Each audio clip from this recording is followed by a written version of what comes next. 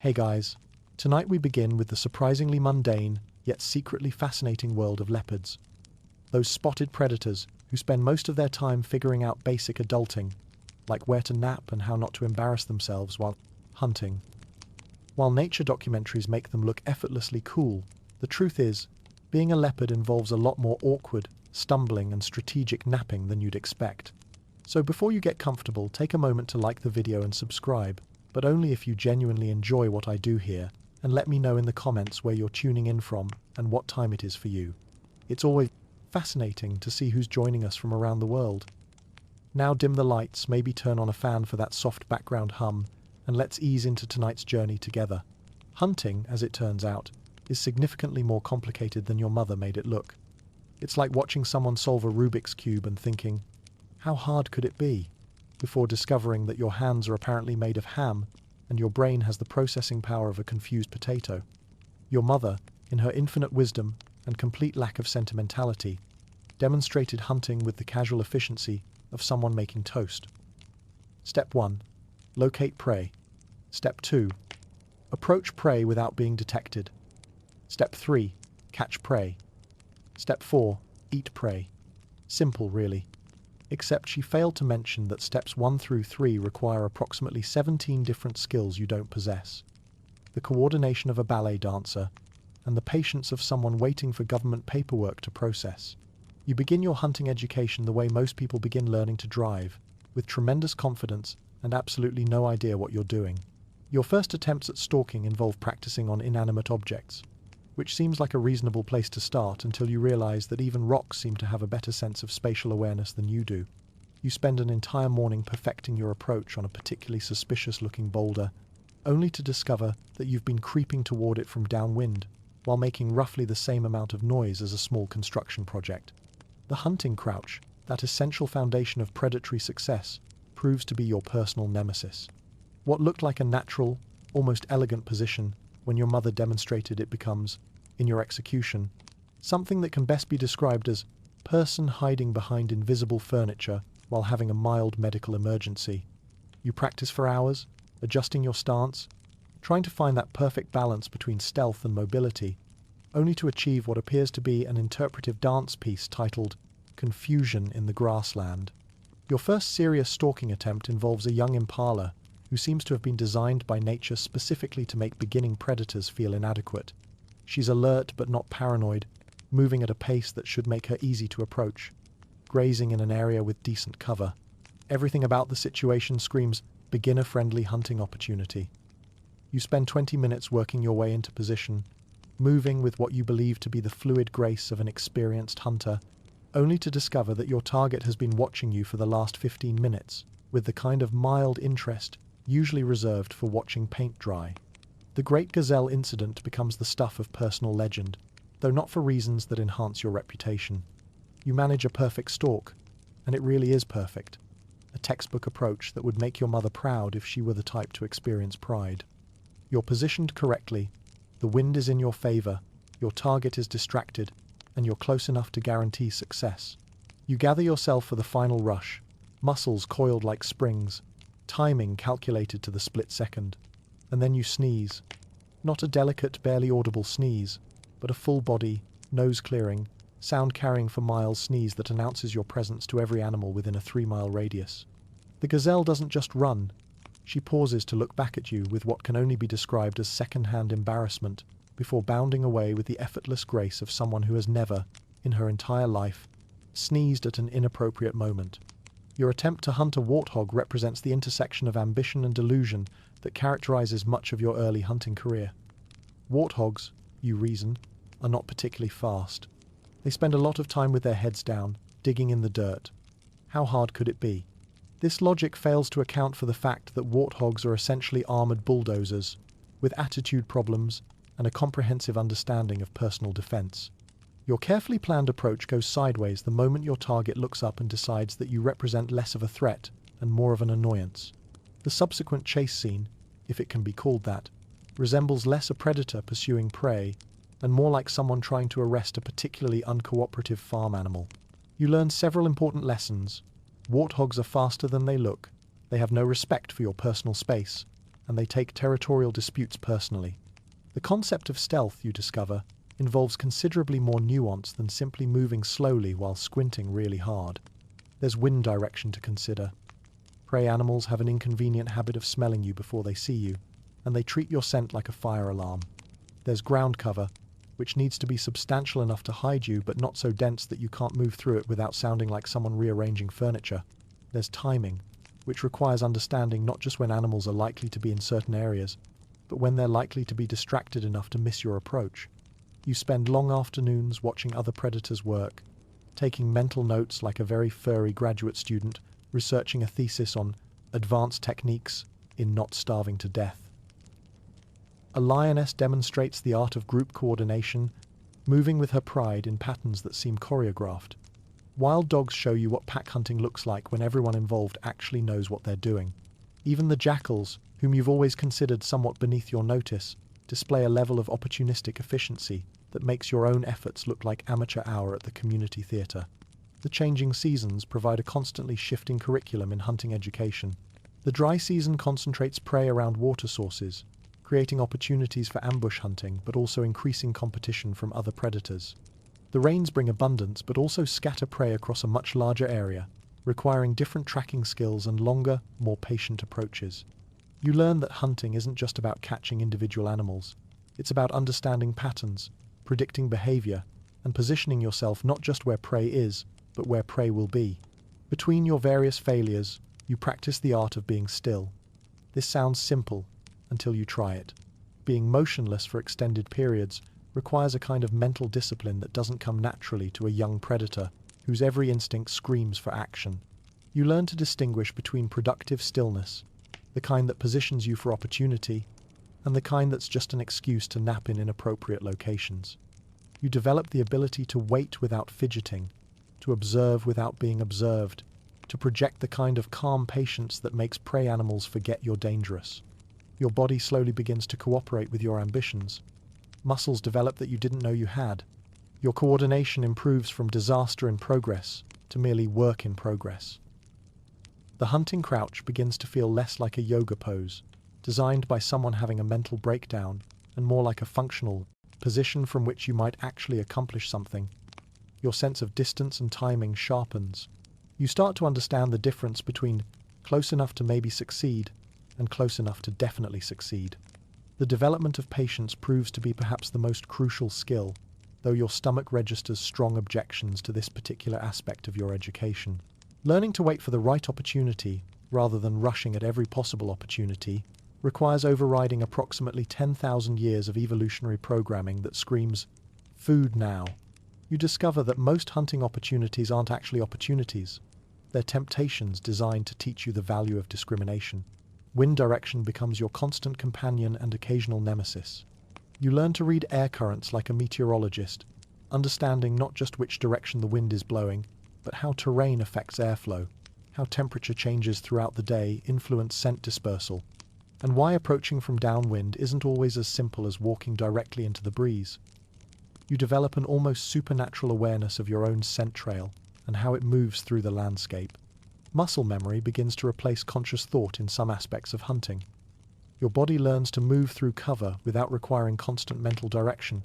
Your feet find quiet paths automatically. Your eyes scan for movement and assess distances without conscious calculation. The transition from thinking about hunting to simply hunting happens gradually, then suddenly, like learning a language where one day you realize you're thinking in the new tongue rather than translating. The peaceful moments between failures become as important as the action sequences. You learn to appreciate the long pauses, the quiet observation periods, the time spent simply existing in your environment without actively pursuing anything. These interludes teach you about patience, about reading environmental cues, about understanding the rhythms of the animals around you. You develop the ability to distinguish between different types of silence. The silence that means everything is normal, the silence that means something is wrong, and the silence that means opportunity is approaching. By the end of this phase of your education, you haven't exactly mastered hunting, but you've gained a healthy respect for its complexity.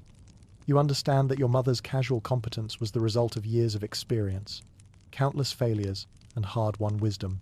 You've developed the foundation skills that will eventually support genuine competence, patience, observation, understanding of wind and terrain, and the ability to move through your environment without announcing your presence to every animal within miles. Your hunting crouch has evolved from broken yoga pose to something that actually resembles a functional hunting position. Your stalking skills have progressed from obvious amateur to competent beginner.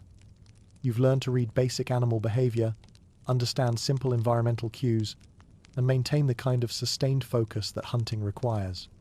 Most importantly, you've developed the patience to wait for opportunities rather than creating disasters, though your stomach still votes against this particular philosophy whenever it gets the chance.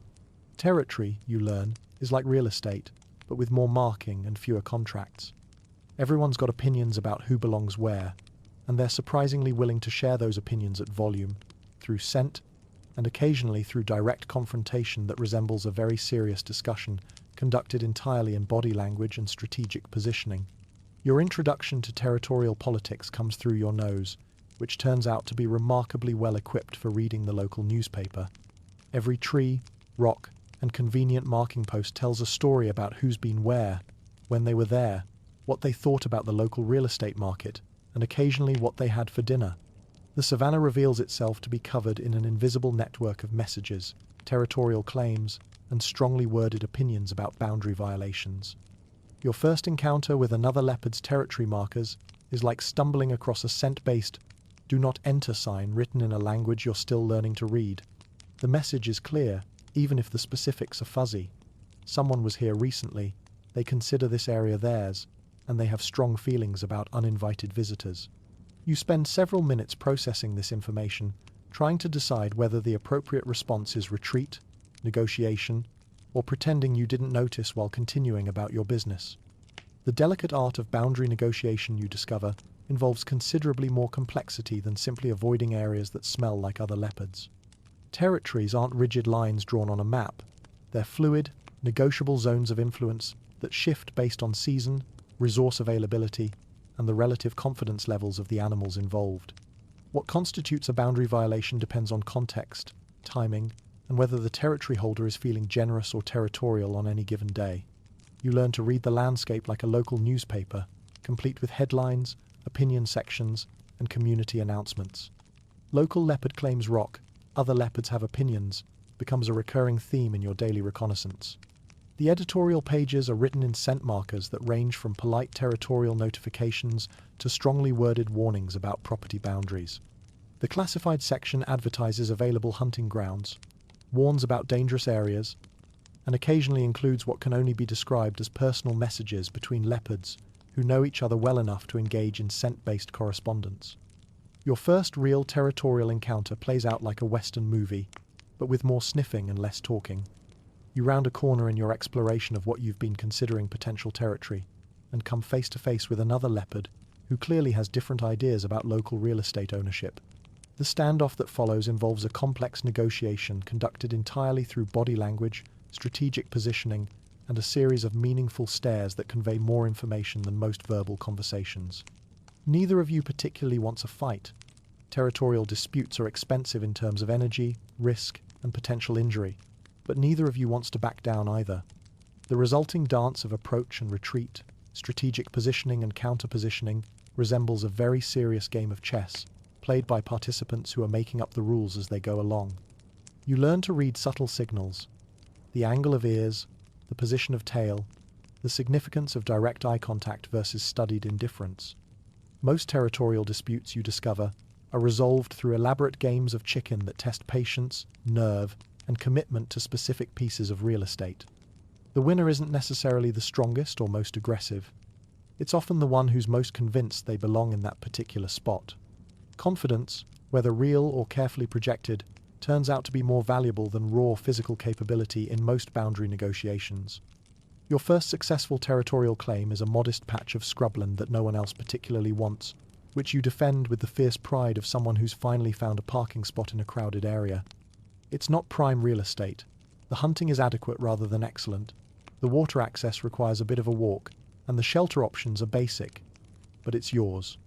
The satisfaction of having your own space, however small and imperfect, proves to be worth the effort of establishing and maintaining it. The process of claiming territory involves more than just showing up and announcing your presence. You learn the importance of consistent marking, regular patrols, and the kind of visible presence that makes your ownership claims credible to other leopards. Territory isn't something you claim once, it's something you maintain through ongoing demonstration of your commitment to defending it. Strategic retreats become an essential skill in territorial management. Sometimes the best victory is the fight you don't have, particularly when the potential costs of conflict outweigh the benefits of maintaining a particular boundary. Learning to distinguish between territory worth fighting for and territory that's easier to replace than defend saves considerable energy and reduces the risk of injury over matters that aren't actually important. You develop an understanding that territory isn't just about space, it's about resources, safety, and having somewhere to nap undisturbed. The value of any particular area depends on prey density, water access, shelter options, and proximity to potential threats. Prime hunting grounds are worth defending. Marginal areas that happen to smell like you might not be worth the effort required to maintain exclusive access. The importance of graceful exits becomes clear as you navigate various territorial negotiations. Sometimes the smart move is to withdraw with dignity, rather than escalate a dispute over boundaries that aren't particularly important to your long-term survival. Learning to retreat without losing face, to concede minor points while maintaining major positions, and to distinguish between strategic withdrawal and outright defeat proves essential for successful territorial management. Your understanding of territorial politics expands beyond simple boundary disputes to encompass the complex web of relationships that define local leopard society. Who tolerates whom? Who has historical conflicts? Who's willing to share resources under specific circumstances? And who considers any interaction grounds for immediate hostility? The savannah reveals itself to be a neighborhood where everyone knows everyone else's business, and where social dynamics affect everything from hunting opportunities to safe travel routes. You learn to read the social temperature of different areas, understanding which territories are held by leopards who are confident and secure versus those held by leopards who are nervous, aggressive, or dealing with their own territorial pressures. Approaching the boundaries of a relaxed, established territory holder requires different strategies than dealing with someone who's recently acquired their territory and is still proving their ability to defend it. The seasonal aspects of territorial management become apparent as resource availability changes throughout the year. Boundaries that are negotiable during times of abundance become much more rigid when prey is scarce. Water sources that are shared during the rainy season become exclusive territory during dry periods. Understanding these seasonal shifts and adjusting your territorial strategy accordingly prevents unnecessary conflicts during times when everyone is under additional stress. You develop your own reputation through consistent behavior, reliable boundary maintenance, and the kind of measured responses to territorial challenges that mark you as a reasonable neighbor rather than a constant source of drama. Your goal becomes mysteriously competent rather than that leopard who keeps falling out of trees. Someone who minds their own business, defends their territory when necessary, but doesn't go looking for fights over every minor boundary question. The establishment of your reputation among the local animal community happens gradually but decisively. You become known not as that young leopard who's still figuring things out, but as the leopard who controls the territory near the big baobab tree, a designation that carries respect and acknowledgement of your competence. This reputation is earned through consistent behavior, reliable territorial maintenance, and the kind of professional approach to predation that other animals recognize and respect. Your hunting grounds are no longer experimental territories where you hope to find prey. They've become productive areas where you expect to find prey because you understand the patterns of animal movement, feeding schedules, and seasonal variations that affect prey availability. This shift from hopeful exploration to confident exploitation represents the difference between amateur and professional approaches to resource management. The seasonal patterns that once seemed random and unpredictable now reveal themselves as reliable cycles that can be anticipated and planned for. You know when the rains will bring prey animals to different areas, when drought will concentrate them around water sources, and when migration patterns will create temporary hunting opportunities in areas that are normally less productive. Your energy management has evolved from the boom and bust cycle of inexperience to the steady, sustainable approach of someone who understands the long-term requirements of territorial maintenance and successful predation. You've learned to balance periods of intense activity with adequate rest, to avoid the exhaustion that comes from trying to do everything at once. and to pace your efforts according to seasonal demands and available opportunities. The mistakes that once seemed catastrophic now register as minor setbacks that provide information for future decision-making. A failed hunt is no longer a disaster that threatens your survival. It's data that helps you refine your technique, understand prey behavior, or identify environmental factors that affect hunting success. This shift from emotional reaction to analytical response represents a major step in professional development. Your territorial boundaries have stabilized into clearly defined areas that other animals recognize and respect. The constant renegotiation of boundaries that characterized your early territorial efforts has given way to established relationships with neighbors who understand your claims and expect you to respect theirs. This stability reduces the energy required for territorial maintenance while providing the security that comes from predictable relationships. The social dynamics of your area have settled into patterns that you understand and can navigate successfully. You know which animals to avoid during mating season, which territorial disputes to stay out of, and which opportunities for beneficial interaction are worth pursuing. Your reputation as a reasonable neighbor who minds their own business but can defend their interests when necessary has been established through consistent behavior over time. Your problem-solving abilities have developed from reactive crisis management to proactive situation assessment and strategic response. Challenges that once would have triggered panic and desperate improvisation now receive careful analysis and methodical solutions. This shift from emotional reaction to strategic thinking affects every aspect of your life, from hunting to territorial management to social interaction. The integration of all these individual improvements into a coherent lifestyle represents the successful completion of your apprenticeship phase.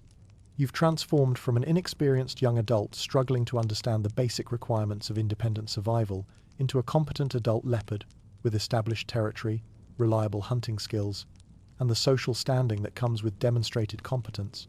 Your daily life has acquired the rhythm and efficiency that comes from understanding your environment, your capabilities, and your place in the larger ecosystem. You've learned to work with natural patterns rather than against them, to use your strengths effectively while managing your limitations, and to maintain the balance between effort and reward that characterizes sustainable success. The confidence that comes with genuine competence affects your posture, your decision-making, and your interactions with other animals. You move through your territory with the assured gait of someone who belongs there, who has earned their place through effort and achievement, and who can maintain their position through continued competence rather than constant struggle. This transformation from struggling amateur to competent professional sets the stage for the next phase of your development, when the skills you've learned and the reputation you've established will be tested by new challenges and expanded by new opportunities. You've grown into your spots in every sense, physically, mentally, and socially, becoming the leopard you were always capable of being with sufficient time, effort, and experience. The foundation you've built during these apprenticeship years, the hunting skills, territorial knowledge, social understanding, and personal confidence, will support everything that comes next. You're no longer learning how to be a leopard. You're learning how to be the best leopard you can be, with all the opportunities and responsibilities that come with genuine competence in a complex and demanding environment of your territory, marks a significant transition from transient young adult to settled community member. You have a place that's yours, boundaries that you understand and can defend, and the beginning of a reputation among your neighbors. It's not a large territory, and it's not prime real estate, but it represents your first real success in the complex world of adult leopard politics. The savanna is a complex social ecosystem, like a high school but with more actual survival stakes and less pretending to care about calculus. Everyone has their role, their territory, their drama, and their opinions about everyone else's business. Understanding these social dynamics becomes essential for navigating daily life without accidentally starting feuds or ending up as someone else's lunch. Your neighbors, you discover, fall into distinct social categories, each with their own behavioral patterns, territorial needs, and approaches to conflict resolution. Learning to read these different social styles and adjust your interactions accordingly becomes as important as learning to hunt. Perhaps more important, since social mistakes can have immediate and dramatic consequences. The hyenas represent the rowdy fraternity that never graduated and won't stop having parties. They travel in groups, make noise at inappropriate hours, and seem to find humor in situations that everyone else considers serious. Their approach to territorial boundaries is casual at best. They respect them when convenient, and ignore them when something more interesting is happening elsewhere. Dealing with hyenas requires understanding that they operate under completely different social rules. What constitutes polite behavior to a solitary leopard registers as unfriendly standoffishness to animals who view group dynamics and constant social interaction as normal. Your interactions with hyenas teach you the art of strategic disengagement. They're not necessarily hostile, but their idea of friendly social interaction involves levels of noise, physical contact, and group participation that make solitary predators deeply uncomfortable. Learning to extract yourself from unwanted social situations without causing offense becomes a valuable skill, particularly since hyenas have long memories and a tendency to take social slights personally. Lions present a different challenge entirely. They're the popular kids who think they run everything and mostly do. Their approach to social interaction is based on the comfortable assumption that they're the apex predators in any given situation, which means they can afford to be magnanimous when they're feeling generous and absolutely devastating when they're not. Lions don't negotiate with other predators so much as they inform them about how things are going to be. Understanding lion politics requires accepting that you're never going to be the dominant predator in any interaction involving lions. The smart approach is to avoid competition entirely, to position yourself so that your interests and theirs don't overlap, and to demonstrate that you're not a threat to their status or resources. Lions can afford to ignore you if you're not causing problems, but they have very little tolerance for leopards who seem to be getting above themselves. Wild dogs operate like the overachievers, who work in packs and make everyone else look lazy. Their hunting success rate is embarrassingly high, their coordination is flawless, and their work ethic makes your own hunting efforts look like the academic equivalent of skipping class to sleep in. Wild dogs don't have territorial disputes with individual leopards because they don't think in terms of individual anything. They're a collective intelligence that makes decisions based on group benefit rather than personal. Advantage. Interacting with wild dogs teaches you about efficiency and coordination, while simultaneously making you grateful for the independence of solitary hunting. Their success comes at the cost of constant social obligation, endless group decision-making, and the need to coordinate every action with multiple other individuals. Watching them work is educational. Trying to emulate their methods would be a disaster for an animal whose entire lifestyle is based on individual autonomy. Vultures serve as the neighborhood gossips who know everything that's happening and aren't afraid to talk about it.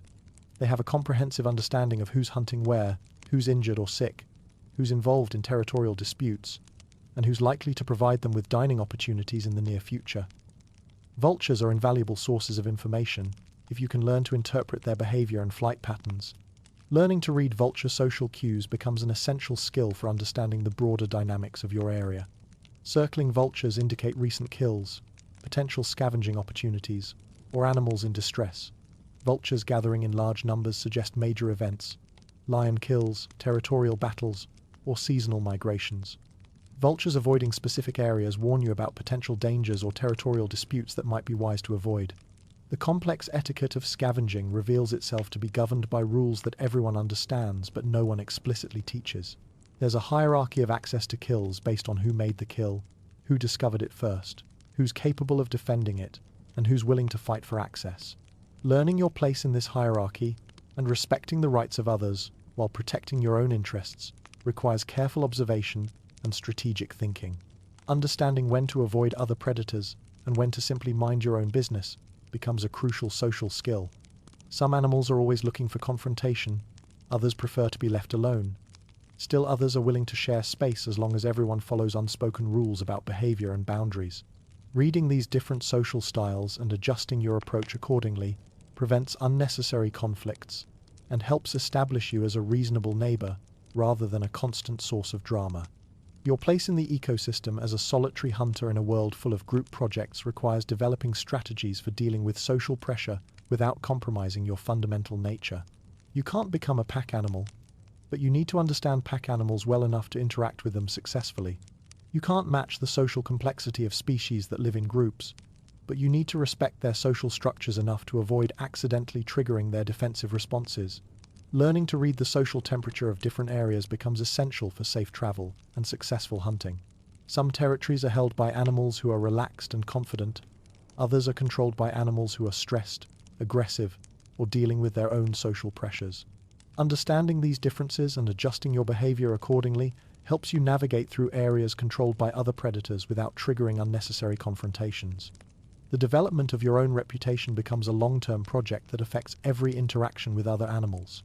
Your goal is to be known as someone who minds their own business, respects boundaries, but can defend themselves when necessary. This reputation has to be earned through consistent behavior over time. You can't announce that you're reasonable and expect everyone to take your word for it. You learn that most animals prefer predictable neighbors to exciting ones. Consistency in your territorial behavior, hunting patterns, and responses to social situations helps establish you as a stable member of the community, rather than a wild card who might cause problems at any time. Being boring, in social terms, turns out to be a significant advantage in a world where unpredictable neighbors can be dangerous neighbors. The seasonal aspects of social dynamics become apparent as resource availability changes throughout the year. Animals who are tolerant of boundary sharing during abundant times become much more territorial when resources are scarce. Social interactions that are friendly during the rainy season can become tense during drought periods. Understanding these seasonal shifts and adjusting your social strategy accordingly helps maintain good relationships with neighbors even during stressful times. Your education in animal social studies teaches you that survival isn't just about individual skills like hunting and territorial defense. It's about understanding your place in a complex web of relationships that extends far beyond your own territory.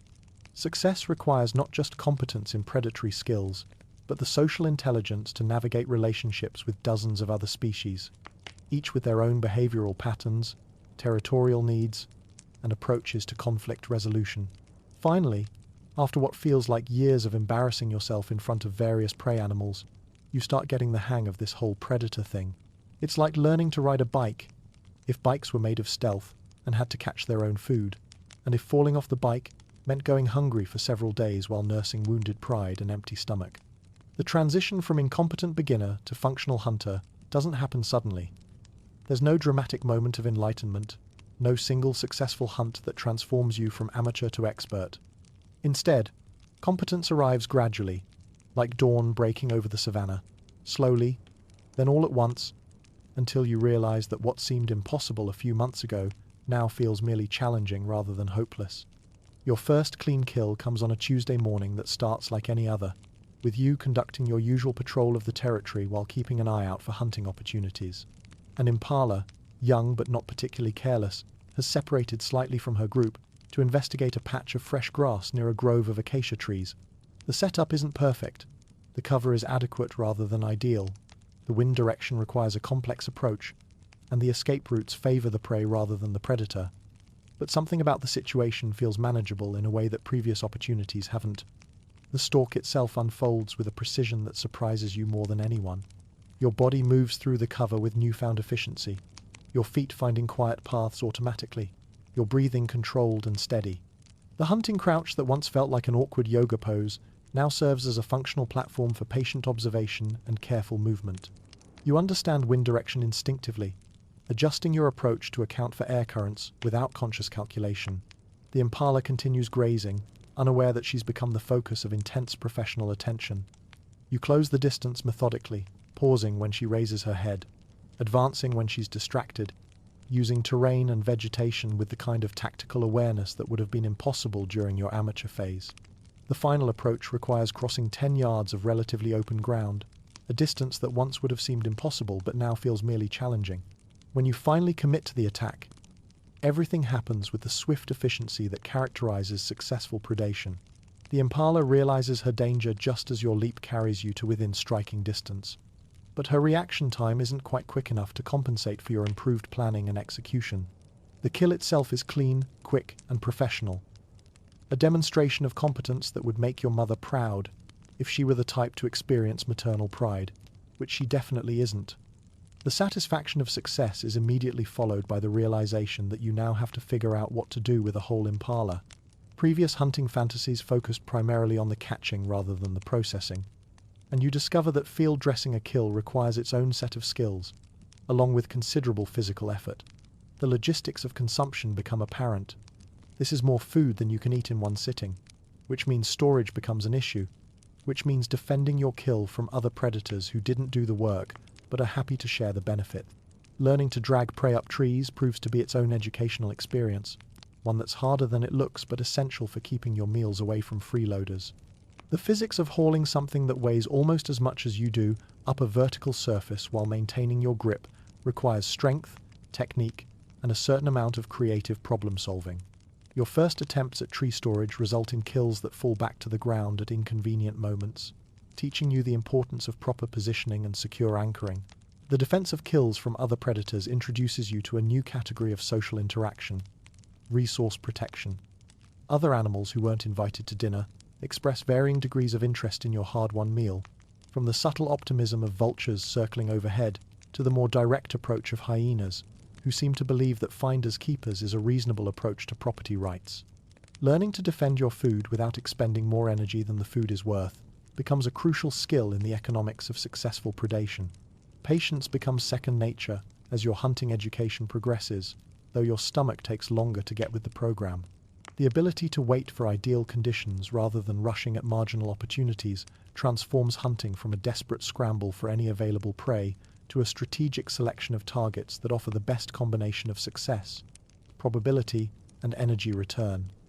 This shift from quantity-focused to quality-focused hunting represents a fundamental change in your approach to predation. Reading animal behavior develops from basic pattern recognition to something approaching literacy. You learn to interpret the significance of ear positions, tail movements, grazing patterns, and group dynamics with the precision of someone reading a technical manual. The difference between an animal that's merely alert and one that's actively suspicious becomes clear through subtle behavioral cues that you process automatically rather than consciously analyzing. The development of your signature hunting style emerges from the intersection of your physical capabilities, your environmental preferences, and your psychological temperament. Where some predators favor the dramatic rush of high-speed pursuit, you discover a preference for methodical approaches that prioritize planning over athleticism. Your hunting becomes characterized by patience, precision, and the kind of thorough preparation that reduces the element of chance to a minimum. The challenges that accompany success prove to be different from, but not necessarily easier than, the challenges of failure. Success brings visibility, which attracts attention from other predators who are interested in your methods, your territory, or your kills. Learning to manage this attention without becoming either paranoid or careless requires developing social skills that complement your hunting abilities. The discovery that success brings its own problems, namely everyone wanting to be your friend, suddenly introduces you to the politics of predatory achievement. Animals who previously ignored you now take interest in your activities, your territory, and your hunting grounds. Some of this attention is benign, professional curiosity from other predators who respect competence, but some carries undertones of challenge or territorial ambition that require careful management. Learning to pace yourself becomes essential as your hunting success rate improves.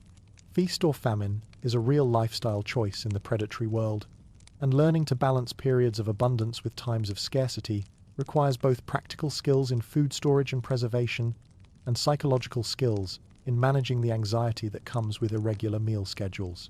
The transition from desperate amateur to competent professional changes your relationship with hunting, from frantic necessity to something approaching craftsmanship. You begin to take pride in technique, to appreciate the elegance of a well-executed stalk, to find satisfaction in the precision of your timing and positioning. Hunting becomes less about survival and more about the demonstration of skill, though survival remains the ultimate measure of success. Your growing competence affects your territorial confidence and your interactions with other predators. Animals who once dismissed you as an insignificant amateur now treat you with the respect accorded to a legitimate member of the predatory community. This shift in social status brings both opportunities and responsibilities, as other animals adjust their behavior to account for your new capabilities. The establishment of hunting routines that actually work becomes a source of both efficiency and satisfaction. Morning patrols that once were hopeful wandering become strategic reconnaissance missions. Rest periods that once were simply naps become tactical positioning for optimal hunting opportunities. The rhythm of your daily life begins to revolve around hunting schedules that are based on actual knowledge rather than wishful thinking. By the end of this phase, you've transformed from someone who occasionally caught prey through luck and determination to someone who hunts with confidence and competence. Your success rate has improved dramatically, your technique has become reliable, and your understanding of prey behavior allows you to select targets based on realistic assessments of success, probability, rather than desperate optimism. You're not the clumsy teenager anymore. Your body has figured out how to work as a cohesive unit. Your hunting skills are respectable, and you've established yourself as a legitimate member of the predator community. It's like finally growing into your nose, but with more violence and significantly better career prospects in the field of professional survival. The physical transformation happens gradually enough that you don't notice it day by day, but suddenly you realize that your reflection in the watering hole shows an adult leopard rather than an oversized adolescent who looks like they're borrowing someone else's spots. Your adult coat has come in properly, spots arranged with the precision of nature's camouflage, designed by someone with an art degree and a comprehensive understanding of light and shadow patterns. Your body has developed the kind of functional muscle that comes from actual work rather than just growing larger. Muscles that actually do what you tell them to do, most of the time, replacing the previous system where your brain would suggest an action and your body would interpret it as merely a rough guideline. The coordination between intention and execution has improved to the point where you can move through your environment with something approaching grace rather than the previous approach, which resembled controlled falling with occasional successful outcomes. The satisfaction of moving through your territory with purpose rather than just wandering around, hoping for the best, represents a fundamental shift in your relationship with your environment. You know where you're going, why you're going there, and how to get there efficiently. Your daily movements have evolved from random exploration punctuated by accidental discoveries to strategic navigation based on accumulated knowledge of terrain, prey patterns, and seasonal changes. Your mental growth parallels your physical development, with strategic thinking replacing the previous system of panic and wishful thinking. You've developed the ability to plan beyond the immediate moment, to consider not just what you want to accomplish now, but how current actions will affect future opportunities. This shift from reactive to proactive thinking transforms daily life from a series of crises to be managed into a sequence of opportunities to be evaluated and either pursued or strategically ignored. Understanding the rhythms of your territory becomes as natural as understanding your own biorhythms. You know where to hunt at different times of day, where to rest during various weather conditions, and where to avoid during mating season when other animals become unpredictably territorial or romantically distracted. This knowledge isn't conscious memorization. It's absorbed understanding that allows you to navigate social and environmental complexities automatically. The development of your own hunting personality emerges from the intersection of your capabilities, preferences, and the lessons learned from both successes and failures. Where some predators favor flashy demonstrations of speed and power, you've discovered the advantages of methodical approaches that prioritize effectiveness over entertainment value. Your hunting style becomes characterized by thorough preparation, patient execution, and the kind of understated competence that achieves goals without unnecessary drama. Establishing productive routines represents one of the major achievements of this phase of your development. Morning patrols that are actually productive rather than just scenic walks through areas you happen to like. These patrols serve multiple purposes: territorial maintenance, prey reconnaissance, threat assessment, and general environmental monitoring. The difference between purposeful patrol and aimless wandering becomes clear as you develop specific objectives for each excursion. The mental map of your territory that includes all the good napping spots, water sources, and prey migration routes becomes as detailed and reliable as any physical map. You know which trees provide the best vantage points for hunting, which offer the most comfortable resting spots during hot weather, and which are best avoided during windy conditions when they become unreliable perches. This mental geography allows you to move efficiently between different areas while always maintaining awareness of escape routes, hunting opportunities, and potential threats. Water sources in your territory are catalogued not just by location but by seasonal reliability, accessibility during different weather conditions, and the prey animals that frequent each source at various times of day. This knowledge allows you to plan hunting strategies around water access patterns, positioning yourself for optimal hunting opportunities while ensuring your own hydration needs are met efficiently. The comfortable rhythm of a life that's finally starting to make sense emerges from the successful integration of all these individual improvements. Your daily schedule has structure without rigidity, routine without monotony, and purpose without obsessive goal orientation. You've learned to balance the requirements of survival with the pleasures of competence, finding satisfaction in work well done while maintaining the flexibility to adapt to changing circumstances. Your relationship with other animals in your territory evolves from the previous dynamic of trying to avoid notice to the current status of being a recognized and respected member of the local predatory community. Other leopards acknowledge your territorial claims without challenge, Prey animals adjust their behavior in response to your presence, treating you as a legitimate threat rather than a minor annoyance to be tolerated. The confidence that comes with competence affects every aspect of your daily life. You approach challenges with the expectation of success rather than the hope of survival. Territorial negotiations are conducted from a position of strength rather than defensive anxiety. Hunting opportunities are evaluated based on strategic considerations rather than desperate hunger. Your success rate in various activities, hunting, territorial defense, social navigation, has improved to the point where failure becomes noteworthy rather than routine. This shift from expecting failure and being pleased by success to expecting success and being surprised by failure represents a fundamental change in your psychological relationship with your environment. You've hit your stride. This is the leopard equivalent of your 20s and 30s. You're competent, confident, and occasionally capable of genuine badassery. Your territory is well established, your hunting skills are sharp, and you've learned to navigate the social complexities of savanna life with something approaching grace. It's like finally figuring out how to be an adult, except the consequences of mistakes involve considerably more teeth than most career setbacks. Your professional achievements would make your mother proud, if she were the type to express pride, which she definitely wasn't. Your mother's approach to maternal validation was more along the lines of, "Not dead yet, I see," followed by strategic absence from your life. But if she were keeping track, which she isn't, she'd have to admit that your hunting success rate has evolved from embarrassing to respectable to genuinely impressive. You're not just catching prey anymore. You're selecting prey based on strategic considerations that would have been incomprehensible during your amateur phase. Your territory has achieved the kind of respect from other leopards that comes only from consistent competence and reliable boundary maintenance. It's not the largest territory in the area, and it's not situated in the most prime hunting grounds, but it's undeniably yours in a way that other animals recognize and accept. The boundaries you've established aren't just lines you've drawn in the dirt. They're recognized property rights in the complex real estate market of savanna politics.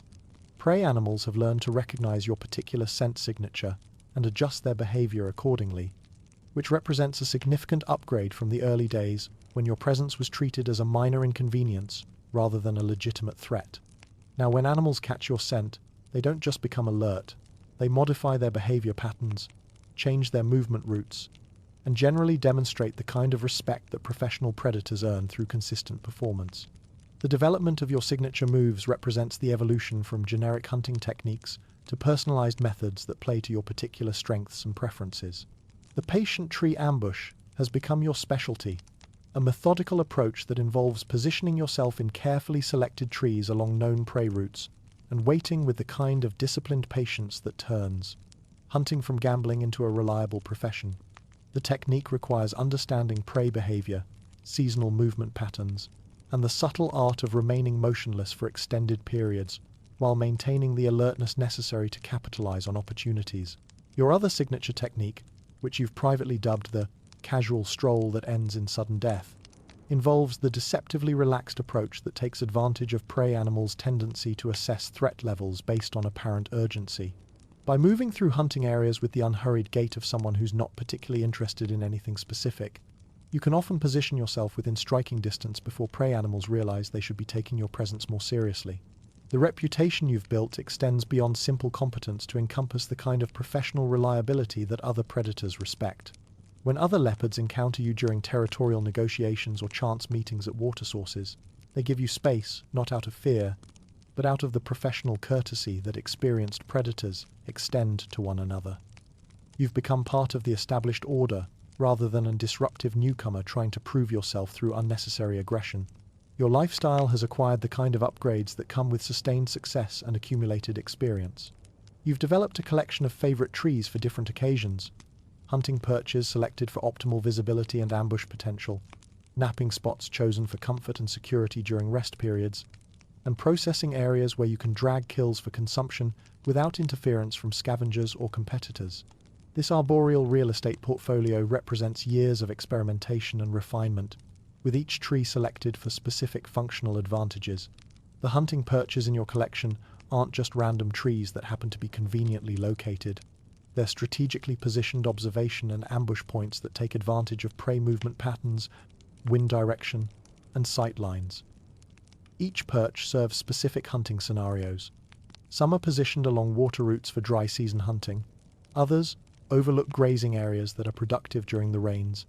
And still others provide vantage points for monitoring territorial boundaries while remaining available for hunting opportunities. Your napping spots represent a different kind of strategic thinking, focused on security, comfort, and energy conservation. The best resting locations offer protection from weather, concealment from potential threats, and quick access to escape routes if circumstances require rapid departure. You've learned to distinguish between trees that are suitable for brief rest stops and those that can accommodate extended sleep periods, with the latter requiring additional considerations for long-term security and comfort. Processing areas for kill consumption have been selected based on a combination of practical and security considerations. These locations need to be accessible enough that you can drag prey to them without excessive effort, but secure enough that you can consume your meals without constant vigilance for scavengers or competing predators. The ideal processing tree offers sturdy branches for hanging kills, good sightlines for monitoring approaches, and multiple escape routes for emergency departures. Your understanding of seasonal patterns has evolved from basic weather awareness to sophisticated environmental forecasting that allows you to plan hunting strategies months in advance. You know when seasonal rains will create temporary water sources that attract prey to areas that are normally unproductive. You understand how drought patterns affect prey distribution and behavior, allowing you to position yourself for optimal hunting opportunities during resource-scarce periods. The luxury of being selective about prey represents one of the most significant advantages of professional competence. During your amateur phase, any prey animal represented a potential meal worth pursuing, regardless of the odds of success or the energy expenditure required.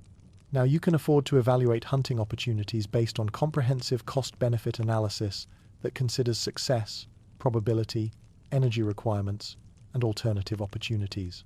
This selectivity extends beyond simple prey choice to encompass timing, location, and hunting methodology. You can afford to wait for ideal conditions rather than attempting hunts under marginal circumstances. You can choose hunting locations based on strategic advantage rather than desperate necessity. You can select hunting methods that play to your strengths rather than accepting whatever opportunities present themselves randomly. The character development that accompanies professional success is perhaps more significant than the technical improvements in hunting ability. You've developed confidence without arrogance, the quiet assurance that comes from proven competence, rather than the defensive posturing that characterizes insecurity. Your confidence is based on demonstrated ability rather than wishful thinking, which means it doesn't require constant validation through risky demonstrations or unnecessary confrontations.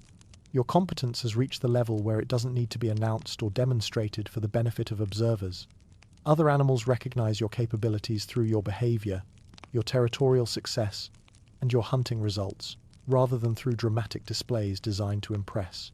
This understated approach to professional achievement represents maturity in both technical skills and social understanding. The quiet satisfaction you take in work well done represents a fundamental shift from the external validation seeking that characterizes less experienced predators. Your success is measured by your own standards rather than by the opinions of others, though the respect you've earned from the local animal community provides welcome confirmation that your self-assessment is accurate.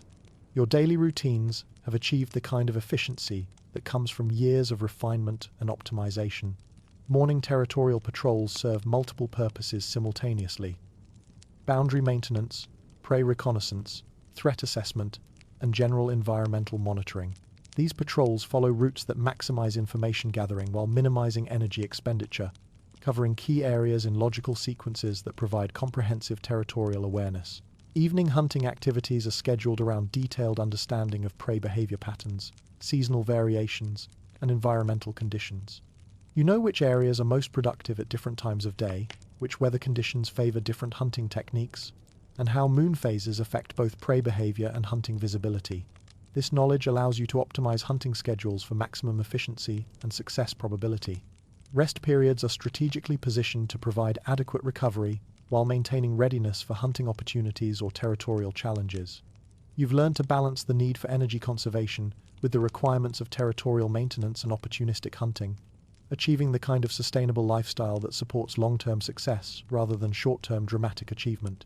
Your territorial management has evolved from reactive crisis response to proactive strategic planning. You anticipate seasonal challenges and prepare for them in advance. You monitor neighbor relationships and address potential conflicts before they escalate to serious confrontations. You maintain territorial infrastructure, scent markers, preferred hunting sites, security positions, with the kind of systematic attention that prevents small problems from becoming major crises. The integration of all these individual improvements into a coherent lifestyle represents the successful completion of your transition from competent amateur to accomplished professional. You've achieved the kind of mastery that makes difficult tasks look effortless. Complex decisions appear simple, and sustained success seem inevitable rather than remarkable. Romance in the leopard world is like speed dating, but with more territory disputes and less small talk. It's intense, brief, and everyone involved has strong opinions about personal space, which makes for relationships that are passionate in their brevity and memorable for their complete lack of long-term commitment. The entire process operates on a timeline that would make Las Vegas wedding chapels seem leisurely and thoughtful by comparison. The season arrives with your body's inconvenient decision that reproduction is suddenly the most important priority in your life, overriding years of carefully cultivated independence and solitary lifestyle preferences. This biological coup happens gradually, then suddenly, like discovering that someone has been secretly redecorating your house with hormones and romantic urgency. Your previously rational approach to daily life becomes complicated by new considerations that seem important despite being completely outside your normal area of expertise. The discovery that mating season makes everyone in your territory slightly insane comes as an unwelcome surprise, though perhaps it shouldn't have been unexpected given that this is a phenomenon that repeats annually with reliable predictability. Animals who were previously reasonable neighbors become unpredictably territorial, romantically distracted, or competitively aggressive. The social dynamics you've spent years learning to navigate suddenly operate under completely different rules that no one bothers to explain. Your scent marking activities undergo a significant shift in messaging, evolving from the straightforward territorial communication of "this is my territory" to the more complex announcement of "this is my territory, and I'm available for interested parties." This change in chemical advertising requires learning a completely new vocabulary of scent-based communication, along with understanding the subtle differences between available and desperate in olfactory messaging. The process of attracting potential mates while maintaining territorial integrity and personal dignity proves to be more complex than your previous life experiences have prepared you for. You need to signal romantic availability without appearing weak or distracted, maintain territorial boundaries while remaining approachable, and project confidence without crossing the line into aggressive territoriality that might discourage potential partners. Courtship rituals, you discover, involve a delicate dance of approaching potential mates without triggering their fight-or-flight response, which turns out to be more challenging than it sounds when both parties are solitary predators with well-developed defensive instincts. The initial approach requires reading subtle behavioral cues that indicate interest versus alarm, availability versus territorial protection, and romantic curiosity versus simple confusion about your intentions. These early interactions are conducted entirely through body language, scent communication, and strategic positioning, a conversation style that makes diplomatic negotiations between foreign countries look like casual chat between old friends. Every movement carries meaning: the angle of approach, the duration of eye contact, the positioning relative to territorial boundaries, and the timing of scent marking activities. Misreading these signals can transform a potential romantic encounter into a territorial dispute faster than you can say "interested party." The discovery that romance, leopard style, involves considerably more snarling than you expected comes as something of a shock to someone whose previous relationship experience was limited to brief maternal instruction and professional interactions with territorial neighbors.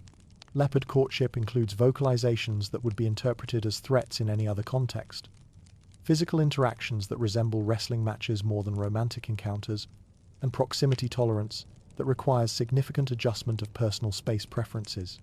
The actual relationship, when it finally develops beyond the initial courtship complications, plays out like a romantic comedy compressed into a long weekend, complete with dramatic misunderstandings, passionate reconciliations, and the kind of intense chemistry that burns brightly precisely because everyone involved knows it's temporary.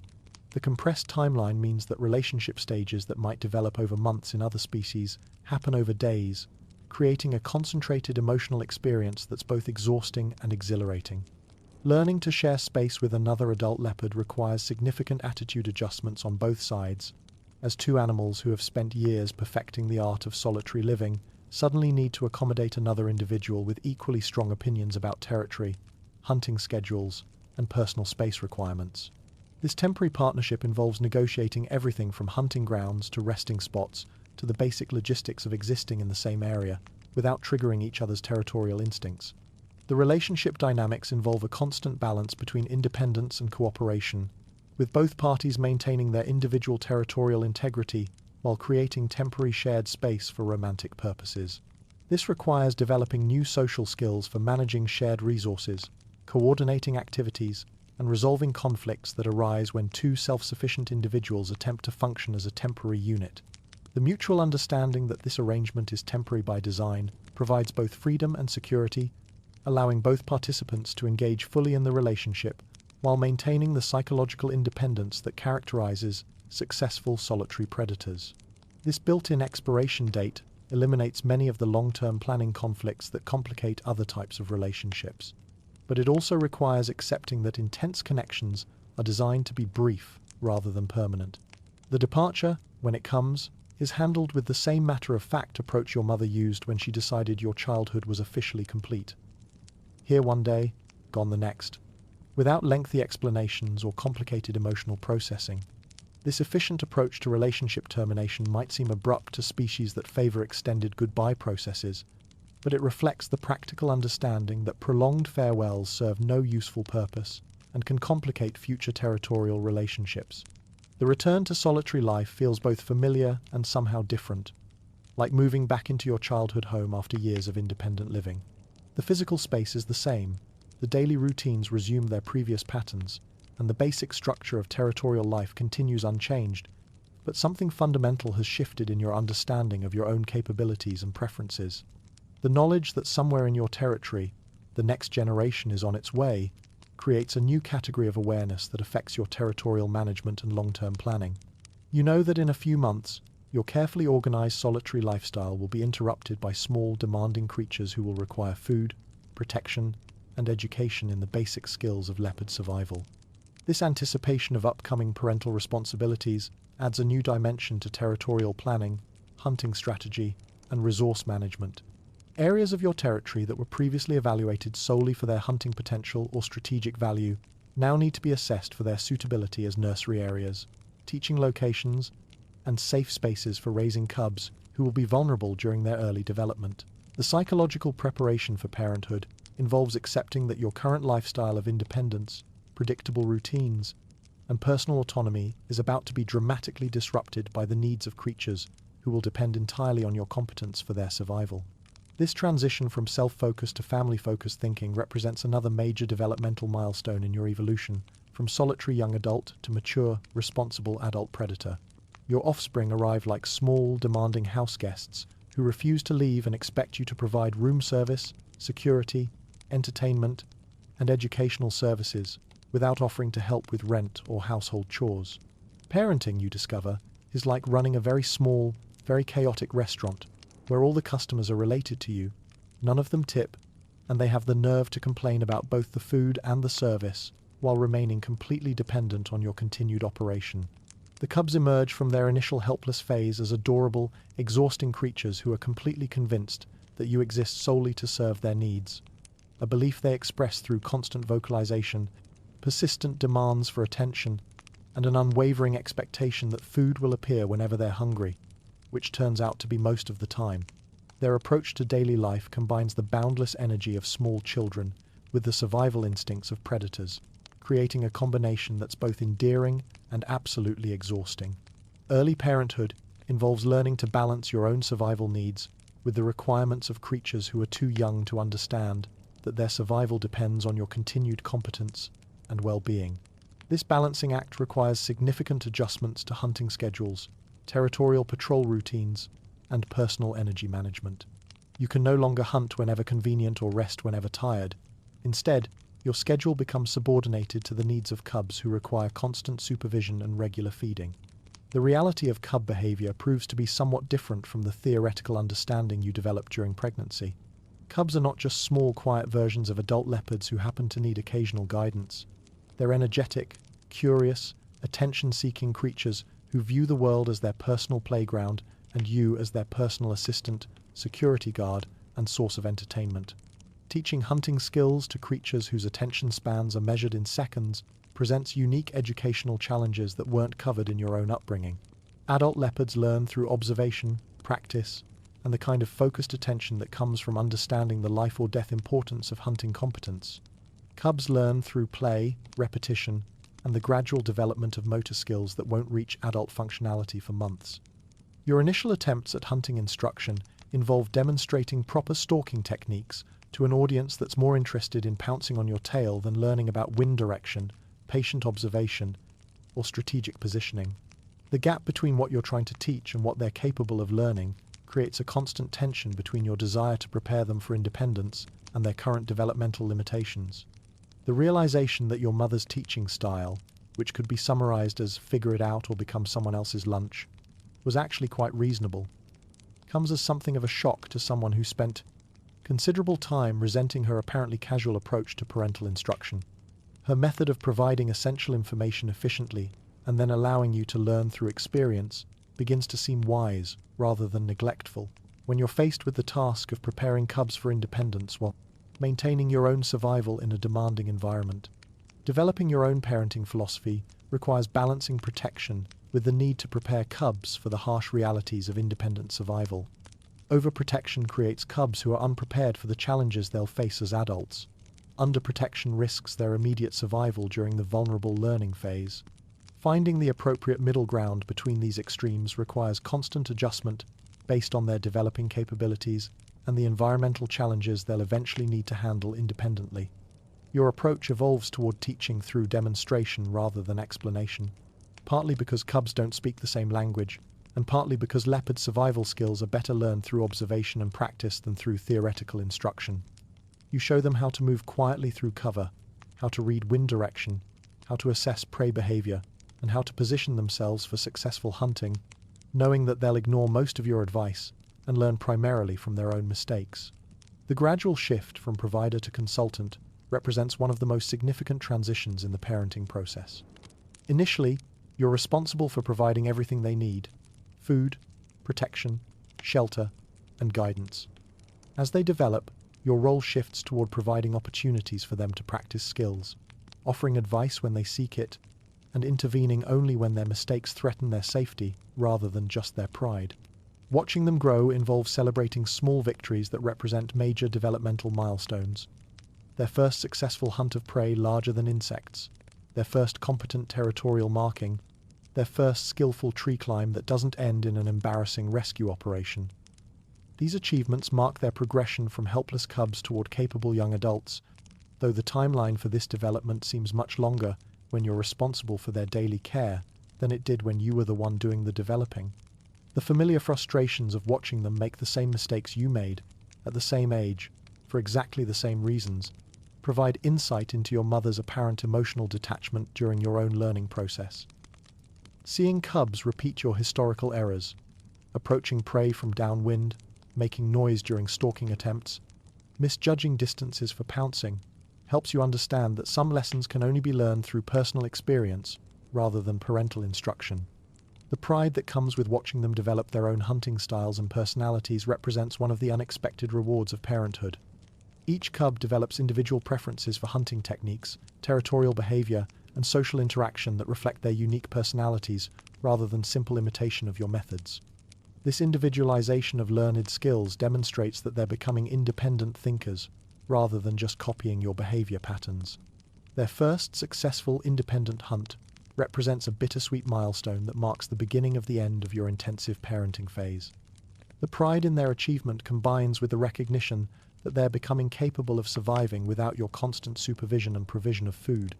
This success indicates that your educational efforts have been effective, while simultaneously suggesting that your services as primary provider will soon become unnecessary. The inevitable departure requires teaching them the boundaries of their birth territory and explaining, through demonstration and strategic guidance, why they need to find their own territories rather than remaining in yours permanently. This lesson involves showing them the limits of your territorial claims and helping them understand that successful adult leopards establish their own territories rather than continuing to depend on parental resources indefinitely. The final lessons are delivered with the same efficiency your mother used. Practical, essential information conveyed without unnecessary sentiment or prolonged emotional processing. These lessons cover territory selection, boundary establishment, hunting ground evaluation, and the basic skills of independent survival. The information is presented as factual instruction rather than emotional guidance, following the leopard tradition of treating independence as a practical necessity rather than a traumatic separation. Watching them leave triggers the same mixture of pride and relief that parents everywhere experience when their offspring successfully transition to independence. Pride in their competence and readiness for independent survival combines with relief at the prospect of returning to your own adult lifestyle, priorities, and schedule. This emotional complexity reflects the natural tension between parental investment and individual autonomy that characterizes successful child rearing across species. The transition back to solitary life involves readjusting to the quiet, predictable rhythms of adult territorial life after months of cub-focused chaos. Your territory, which had been reorganized around the needs of a family unit, gradually returns to its previous configuration as a space designed for a single adult leopard with established routines and preferences. The knowledge that you've successfully prepared another generation for independent survival provides a sense of accomplishment that's different from individual hunting success or territorial achievement. This generational contribution to species continuation represents a form of legacy that extends beyond your own individual survival and territorial success. Though you're much too practical to spend significant time contemplating the philosophical implications of your parental achievements, you're now the leopard equivalent of someone who's earned the right to have strong opinions about how things should be done and the experience to back those opinions up. Your territory is established, your reputation is solid, and you've learned to pick your battles with the wisdom that comes from having fought plenty of them. It's like reaching the stage in life where you can wear comfortable shoes to formal events because everyone knows you have nothing left to prove. The transformation into an established expert happens gradually, then suddenly, like discovering that younger leopards have started asking you for advice about territorial management and hunting techniques. These consultations occur with increasing frequency, though you dispense this hard-won wisdom with roughly the same enthusiasm someone might bring to explaining tax law to people who insist on doing their own returns. The questions are always the same. How do you establish territory boundaries? What's the best hunting technique for specific prey? How do you handle territorial disputes without unnecessary violence?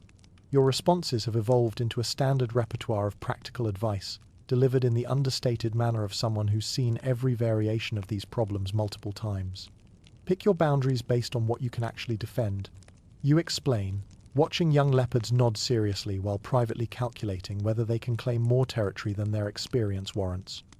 Hunt what you're good at catching, not what impresses other predators, becomes another frequent recommendation, though you know they'll ignore this advice until they've embarrassed themselves sufficiently to learn it personally.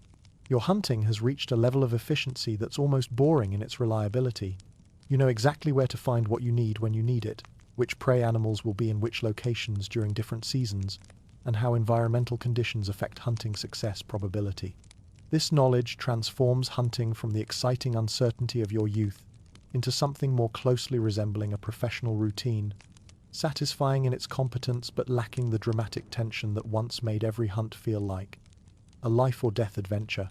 The comfortable routine you've developed maximizes results while minimizing unnecessary effort, like a finely tuned machine that accomplishes its objectives without wasted motion or energy. Your daily schedule has acquired the kind of elegant efficiency that comes from years of refinement. Territorial patrols that cover essential areas without redundant coverage, hunting activities scheduled for optimal success, probability, and rest periods positioned to provide maximum recovery while maintaining readiness for opportunities. Physical changes have become apparent gradually, like noticing that your favorite tree has grown taller over the years. Your body is still capable of everything you need it to do, but it requires more maintenance and recovery time than it did during your athletic prime. Injuries that once healed quickly now demand more patience and strategic rest. Hunts that once left you energized now require longer recovery periods. The raw physical power that characterized your young adult years has been gradually replaced by experience and strategic thinking. The scars you've accumulated over the years serve as conversation starters and teaching tools when younger leopards notice them during territorial encounters. Each mark tells a story. The thin line across your shoulder from a territorial dispute that escalated beyond negotiation. The puncture marks on your foreleg from a warthog who took personal offense to your hunting attempt, the scratches on your flank from a tree climb that went wrong during your less graceful period. These battle scars represent education rather than failure, evidence of experience gained through direct contact with the realities of predatory life. The gradual shift from relying on raw power to depending on experience and strategy has transformed your approach to every aspect of territorial life. Where once you might have solved problems through direct physical confrontation, you now prefer strategic positioning, timing, and psychological advantage. Territorial disputes are resolved through reputation and strategic presence, rather than actual fighting. Hunting success comes from superior planning and positioning, rather than athletic superiority. Philosophical developments have emerged from years of observing patterns, solving problems, and understanding the rhythms of your environment. You've developed an appreciation for subtle pleasures that were invisible during your more urgent phases. The perfect napping spot that provides optimal comfort and security, an easy hunt that unfolds exactly as planned without drama or complications, a territory dispute resolved through strategic positioning rather than actual conflict. Understanding the difference between important problems and problems that will solve themselves if you just wait long enough represents one of the most valuable skills you've developed. Young leopards treat every challenge as urgent, every territorial boundary question as a crisis requiring immediate resolution, every hunting failure as evidence of personal inadequacy. Experience has taught you to distinguish between situations that require active intervention and those that will resolve naturally, given sufficient time and patience. The luxury of being patient comes from learning that most things that seem urgent actually aren't urgent at all.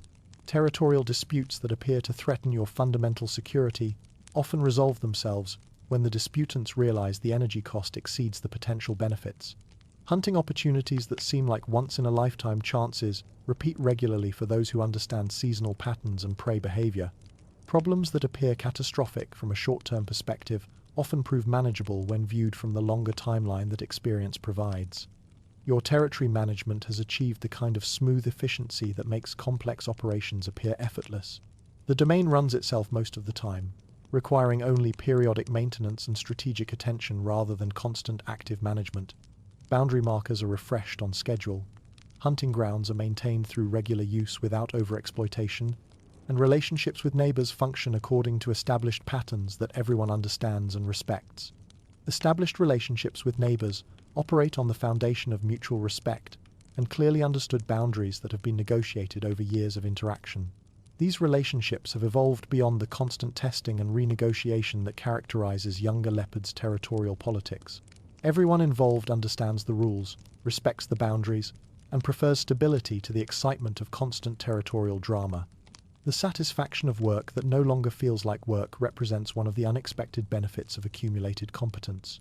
Territorial maintenance, hunting, and social navigation have become so integrated into your natural behavior patterns that they feel less like conscious effort and more like the expression of your essential nature. The struggle and uncertainty that once characterized daily life has been replaced by the smooth functioning of well-established routines and thoroughly understood systems. Your reputation has reached the point where it handles many situations without requiring your direct intervention. Other animals know who you are, what you're capable of, and what your territorial claims encompass. This knowledge prevents many potential conflicts from developing and resolves others through the mere possibility of your involvement rather than requiring your actual participation. The wisdom you've accumulated extends beyond practical knowledge to encompass a broader understanding of your place in the larger ecosystem. You've learned to see yourself not just as an individual predator competing for resources, but as part of a complex web of relationships that includes prey animals, competing predators, environmental factors, and seasonal cycles that all interact to create the conditions in which you operate. The world around you is changing. New leopards with new ideas about how things should be done, prey animals with updated survival strategies, and a general sense that the young generation just doesn't understand how things work properly. You've become the old-timer, whether you meant to or not, complete with strong opinions about how things used to be done and barely concealed skepticism about modern innovations in territorial management and hunting techniques. The changing landscape presents itself in ways both subtle and obvious, like discovering that a familiar restaurant has updated its menu and rearranged the furniture while you weren't paying attention.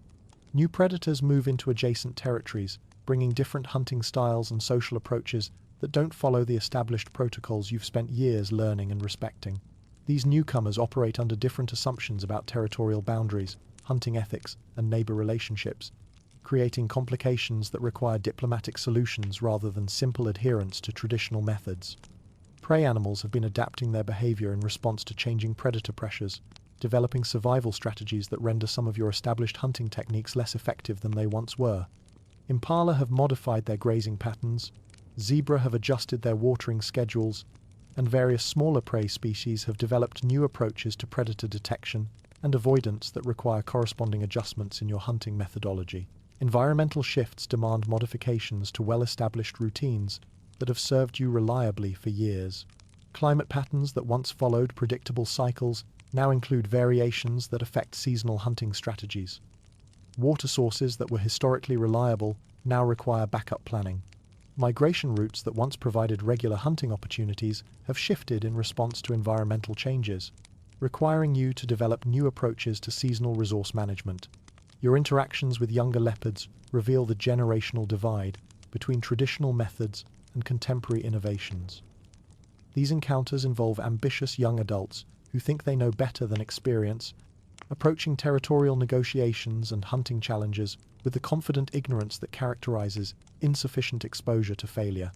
Their techniques may be innovative, but they often lack the refinement that comes from years of practical application and adjustment based on real-world results. Teaching moments arise naturally from the intersection of youthful overconfidence and your hard-won understatement. Young leopards attempt hunting techniques that prioritize drama over efficiency, establish territorial claims that exceed their ability to defend them, and engage in social interactions that ignore the complex history of inter-predator relationships in your area. Your responses to these situations provide education through example rather than explicit instruction, demonstrating alternative approaches without undermining their confidence. The gradual recognition that your way isn't the only way, though it's still a pretty good way, represents an important adjustment in your worldview. Some of the innovations attempted by younger leopards actually work, providing solutions to problems you hadn't considered or improvements to techniques you thought were already optimized. This recognition requires balancing the wisdom of experience with openness to new approaches, accepting that evolution applies to hunting and territorial management as well as to physical characteristics. Adapting your strategies to account for both physical changes and new environmental conditions becomes an ongoing process, rather than a one-time adjustment.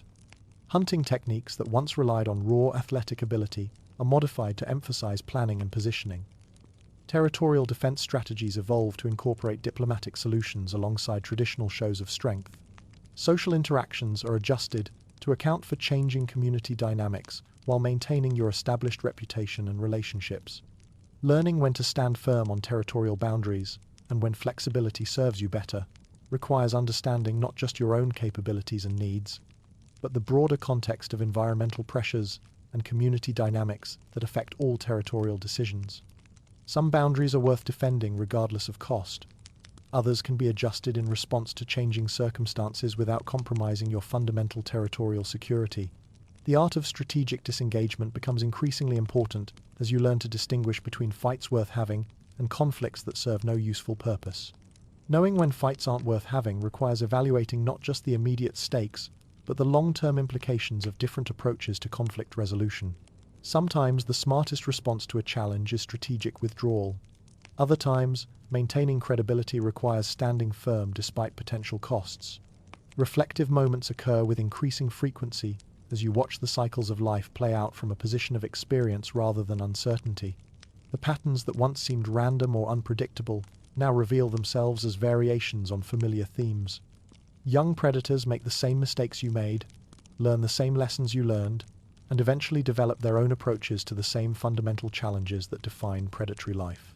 The satisfaction of problems that no longer seem like problems comes from understanding that most challenges have solutions, most crises are temporary, and most apparently urgent situations can be managed through patience and strategic thinking. Issues that once kept you awake, planning solutions now receive the kind of calm attention that comes from knowing that experience provides adequate resources for handling whatever situations arise.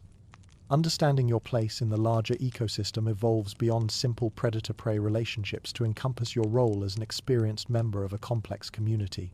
You've become part of the institutional memory of your area, carrying knowledge about territorial history, environmental patterns, and social relationships that helps maintain stability during periods of change and transition. Your observations of new generations reveal the eternal cycle of learning, mastering, and eventually being replaced by newer approaches and fresh energy. This cycle, which once seemed threatening to your position and relevance, now appears as a natural and necessary process that ensures the continued vitality of the predatory community while honoring the contributions of experience and accumulated wisdom. The balance between maintaining established traditions and adapting to changing conditions becomes a defining characteristic of this phase of your life. You serve as a repository of knowledge about methods that have proven effective over time while remaining open to innovations that address new challenges or provide improvements to existing approaches. You've reached the stage where your reputation does most of your work for you. Other animals know who you are and what you're capable of, which means you can often achieve your goals through strategic positioning and well-timed appearances rather than actual conflict. It's like being a celebrity, except instead of people asking for autographs, prey animals change their migration routes and other predators decide to hunt elsewhere rather than risk professional disagreement with your established expertise. The reputation benefits manifest in ways both obvious and subtle, transforming daily life from a series of negotiations and demonstrations into a more streamlined existence, where your known capabilities handle many situations before they require direct intervention. Prey animals detect your presence and modify their behavior accordingly, creating hunting opportunities that require less energy and risk than the elaborate stalking and chasing that characterized your younger years. These behavioral modifications by prey animals make hunting significantly more efficient than it was during your proving years. An impala who catches your scent doesn't just become alert. She moves to areas where hunting success is less likely, or adjusts her grazing schedule to avoid peak hunting times, or simply decides that other locations offer better risk-reward ratios for her dining activities.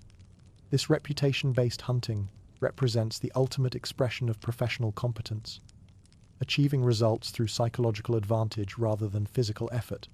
Other predators choose to hunt elsewhere rather than compete with your established expertise, recognizing that territorial disputes with experienced leopards involve costs that often exceed potential benefits. Young predators still occasionally test your boundaries, but these challenges are typically resolved through strategic positioning and calculated demonstrations of capability rather than extended conflicts that consume energy and risk injury. Your territory maintains itself through your known presence rather than constant active patrolling. The scent markers you've established over years of consistent territorial management continue to communicate your claims effectively, requiring only periodic refreshing rather than constant maintenance. The infrastructure of territorial control, preferred hunting sites, strategic observation points, secure resting areas, functions smoothly without constant supervision. Refined hunting techniques prioritize efficiency over drama, focusing on approaches that provide reliable results with minimal energy expenditure and risk. The spectacular chases and dramatic confrontations that once characterized your hunting style have been replaced by methodical approaches that emphasize planning, positioning, and patience. These techniques may look less impressive to observers, but they produce consistently superior results with lower investment of time and energy. Conflict resolution through positioning and timing rather than direct confrontation becomes your preferred approach to territorial and social challenges. Many disputes can be resolved by simply appearing in the right place at the right time, using your presence and reputation to influence outcomes without requiring explicit threats or demonstrations of force. This approach conserves energy while maintaining territorial integrity and social standing. The art of being present when you need to be, and absent when absence serves you, better requires sophisticated understanding of timing, territorial dynamics, and social psychology. Sometimes, strategic visibility prevents problems from developing. Other times, strategic invisibility allows situations to resolve themselves without requiring your intervention. Learning to distinguish between these situations and respond appropriately represents advanced territorial management skills. Lifestyle adjustments reflect the luxury of choice that comes with established success and accumulated resources. Rest periods become longer and more productive rather than simply lazy, serving strategic purposes in energy conservation and optimal positioning for hunting opportunities. You can afford to rest when resting serves your interests, rather than when exhaustion makes rest unavoidable. Your approach to prey selection becomes increasingly selective, operating under the principle of why settle for acceptable when you can wait for ideal hunting opportunities. This selectivity is possible because your reputation and territorial knowledge provide a reliable supply of hunting opportunities, allowing you to choose based on strategic considerations rather than accepting whatever chances present themselves. The luxury of being difficult to impress and easy to satisfy emerges from having experienced most variations of territorial life and hunting challenges. Dramatic events that might excite younger predators register as routine variations on familiar themes. Simple pleasures, a comfortable resting spot, an easy hunting success, an uneventful day without territorial drama, provide satisfactions that are deeper and more lasting than the adrenaline-driven excitement of your more athletic years. Social dynamics with neighbors operate according to established patterns, rather than requiring constant negotiation and boundary testing. These relationships have been refined over years of interaction into stable arrangements that serve everyone's interests without requiring ongoing diplomatic maintenance. Everyone involved understands the rules, respects the boundaries, and prefers predictability to the excitement of constant territorial innovation. Your role in the territorial ecosystem is understood and respected by other animals, providing you with a form of social status that doesn't require constant demonstration or defense. This status brings both privileges and responsibilities. Other animals expect you to behave in ways consistent with your reputation, and they adjust their own behavior based on their understanding of your capabilities and preferences. Occasional mentoring opportunities arise naturally, rather than being forced, usually when younger leopards encounter challenges that your experience has prepared you to address. These teaching moments occur organically during territorial encounters or chance meetings, providing chances to share practical knowledge with animals who are ready to benefit from your experience. The relationships you maintain with other experienced predators in your area operate on a level of mutual professional respect that transcends the competitive dynamics that characterize interactions between younger animals. These relationships are based on recognition of shared competence and mutual understanding of the costs and benefits of various territorial strategies. Your territorial management style has evolved to emphasize sustainability over maximum exploitation, ensuring that your domain continues to provide reliable resources without degradation that might compromise long-term productivity. This long-term perspective influences decisions about hunting frequency, territorial expansion, and resource allocation in ways that prioritize continued success over short-term gains. The comfort you've achieved extends beyond physical luxury to encompass psychological security that comes from understanding your environment, your capabilities, and your place in the larger community. This security allows you to focus on optimization and refinement rather than basic survival, creating opportunities for the kind of strategic thinking that characterizes true expertise. The seasons continue their cycle, but now you watch them from a position of deep familiarity rather than constant adaptation. You know what each change brings, how to prepare for it, and how to take advantage of the opportunities each season provides. It's like being an experienced gardener who can predict not just when plants will bloom, but exactly which varieties will thrive in specific weather conditions and how to optimize care for maximum results. Your seasonal mastery represents the culmination of years of observation, experience, and strategic learning. Spring arrives with your complete understanding of exactly when and where new prey will be most vulnerable, as young animals make their first independent foraging attempts, and adult animals focus on reproduction rather than predator avoidance. You know which areas will provide the best hunting opportunities as vegetation emerges and prey animals expand their range to take advantage of fresh growth. Summer finds you positioned to take maximum advantage of the best shade and water access in your territory, having spent years identifying and securing the optimal locations for surviving heat while maintaining hunting readiness.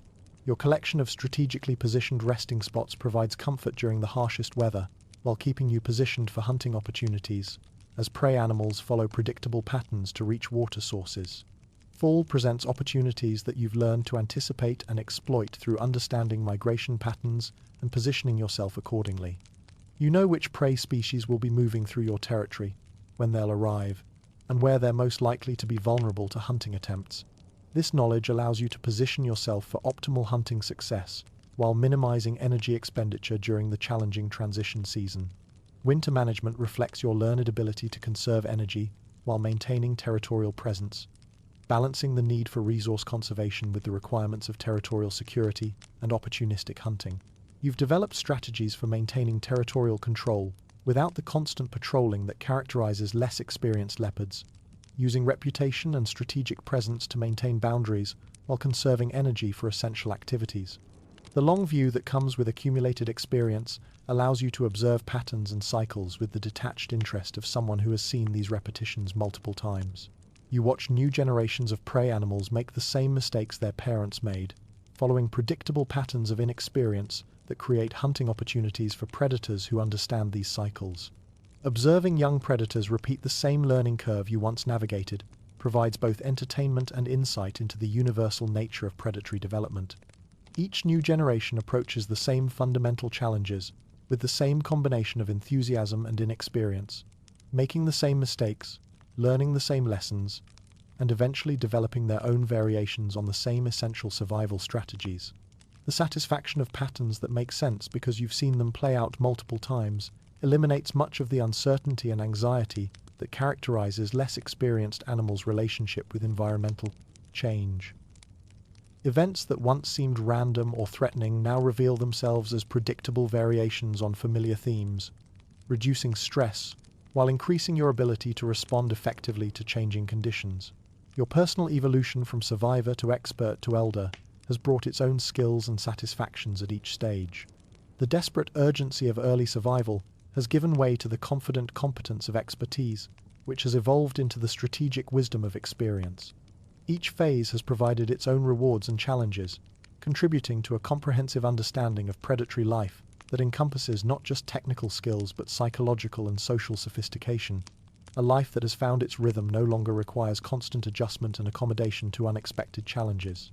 Your daily routines, seasonal strategies, and long-term planning operate according to well-established patterns that provide structure and security, while maintaining sufficient flexibility to handle the variations that make life interesting rather than merely predictable.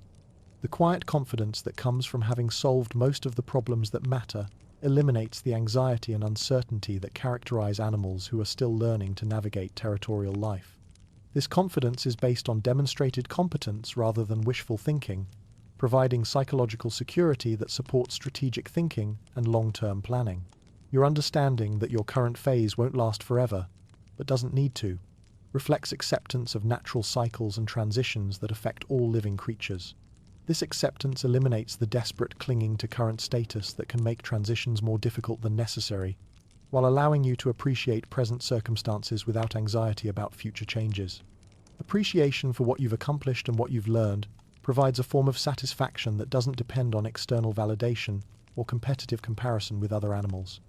Your achievements are measured against your own standards and evaluated based on their contribution to your survival, comfort, and territorial success, rather than their impressive value to observers.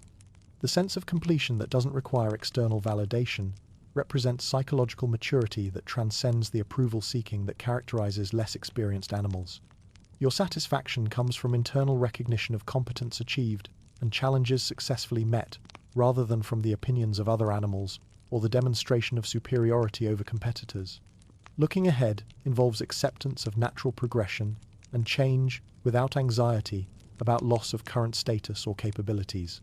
You understand that your current phase is part of a larger cycle that includes transitions and changes, but also that your accumulated knowledge and established reputation provide resources that will serve you regardless of future developments. The wisdom you've accumulated extends beyond practical knowledge to encompass understanding of natural patterns, social dynamics, and the relationship between individual actions and larger environmental systems. This wisdom provides perspective that reduces the apparent significance of day-to-day challenges while increasing appreciation for the larger patterns and cycles that define life in your territorial environment. Your territorial legacy includes not just the physical infrastructure you've developed and maintained, but the relationships you've established, the knowledge you've accumulated, and the example you've provided for younger predators who are still learning the fundamentals of successful territorial life. This legacy represents a form of contribution that extends beyond individual survival to encompass the broader community of predators who share your environment. You've become the leopard equivalent of a distinguished professor emeritus, still sharp, still capable, but operating at a level where competence is assumed and wisdom is the real currency. Your territory is less a hunting ground and more a carefully curated living space, like a well-appointed library where every book has been read, every corner serves a purpose, and visitors understand that they're in the presence of accumulated expertise. The established order of your daily life reflects decades of refinement and optimization. Your routine maximizes comfort while maintaining essential functions, following patterns that have been tested, adjusted, and perfected over years of practical application. Morning territorial assessments are conducted from strategically positioned vantage points that provide comprehensive information while requiring minimal energy expenditure. Hunting activities are scheduled around detailed understanding of prey behavior, environmental conditions, and your own energy management needs. Your relationships with neighbors operate on the foundation of decades of interaction and mutual understanding that transcends the simple territorial negotiations of less experienced animals. These relationships have evolved into complex diplomatic arrangements based on shared history, proven reliability, and mutual respect for established capabilities. Conflicts are rare because everyone involved understands the costs and benefits of various approaches to territorial coexistence. The reputation that precedes you handles most social negotiations before you arrive, like having a personal assistant who manages your schedule and resolves minor issues without requiring your direct attention. Other animals know your territorial claims, hunting capabilities, and general approach to conflict resolution. This knowledge prevents many potential problems from developing and resolves others through the mere possibility of your involvement rather than requiring active intervention. Your increasingly selective approach to everything reflects the luxury of choice that comes with established success and comprehensive experience. Prey selection is based on strategic considerations rather than desperate hunger. Territory disputes are evaluated for their potential impact on long-term territorial integrity rather than immediate ego satisfaction. Social interactions are chosen based on their contribution to your overall objectives rather than simple availability or social obligation. The luxury of being particular about conditions represents freedom earned through years of competent performance and strategic planning. You can wait for the right weather, the right opportunity, and the right level of effort required because your reputation and territorial position provide security that doesn't depend on constant activity or immediate results. This selectivity extends to hunting opportunities, social interactions, and territorial activities that once seemed essential but now reveal themselves as optional. Your standards have evolved from good enough to worth my time, reflecting the transition from survival-focused decision-making to optimization-focused strategic thinking. This evolution doesn't represent laziness or declining capability. It represents the sophistication that comes from understanding the difference between activity and productivity, between effort and results, between being busy and being effective.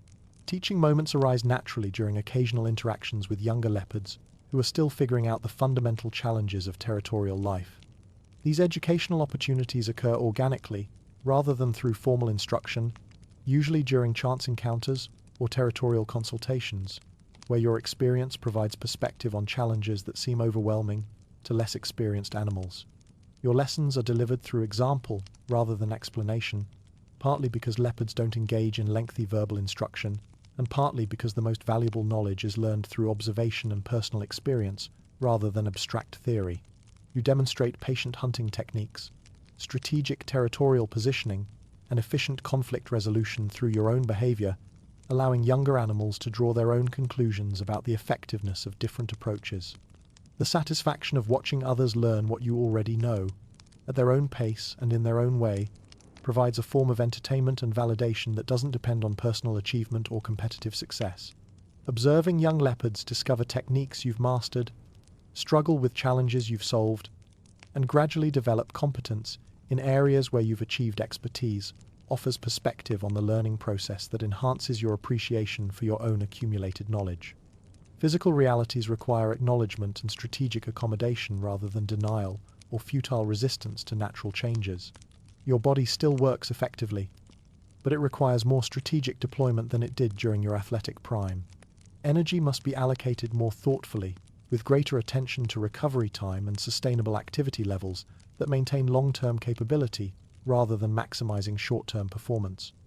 The shift from physical dominance to strategic advantage represents evolution rather than decline, like transitioning from raw computational power to sophisticated software that accomplishes complex tasks through elegant algorithms rather than brute force processing.